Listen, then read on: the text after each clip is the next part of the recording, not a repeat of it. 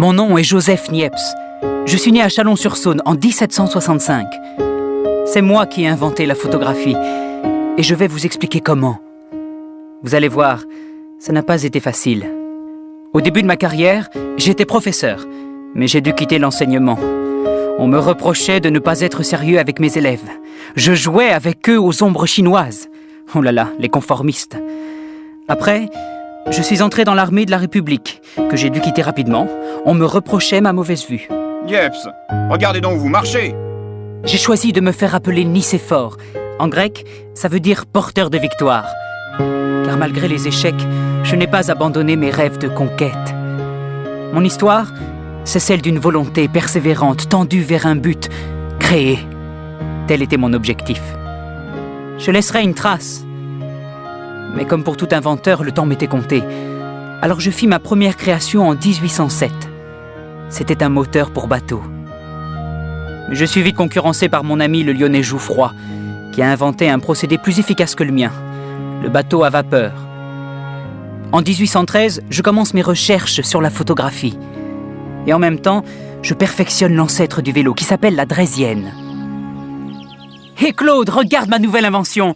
Allez, tu me suis? On va voir les nouveaux clochers de Saint-Vincent. Tu es sûr de ne pas avoir abusé du vin de Givry?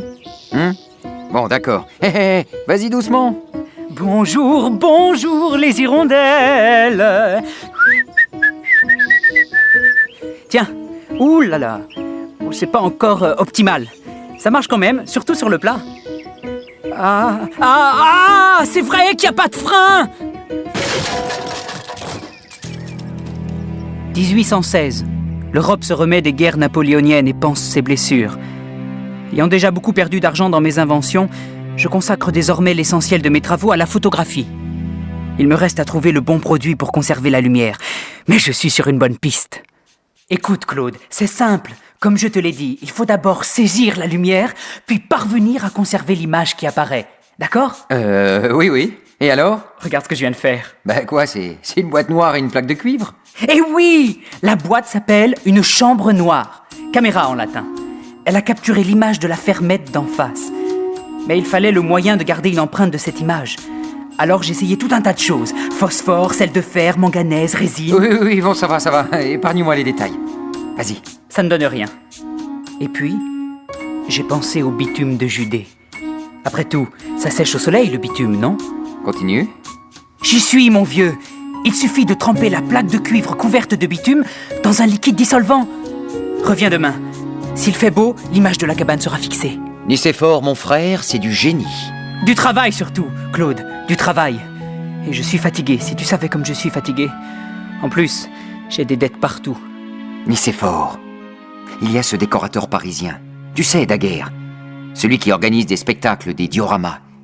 Il a de l'argent, il insiste pour te voir. N'hésite pas. Ah, tu as raison, je vais y aller. De toute façon, je n'ai plus le choix. Et j'y vais, car ma victoire est encore bien fragile. Et conserver une image unique nécessite des trésors de patience et d'ingéniosité. Je conclus avec Daguerre un contrat d'association. Ce dernier trouve le moyen de réduire le temps de pause de 8 heures à 20 minutes. Le daguerréotype est né. Mais c'est moi le premier à avoir capturé cette image. Claude est mort à moitié fou. Daguerre est devenu célèbre. Et moi, je suis ruiné. Mais j'ai bonne conscience.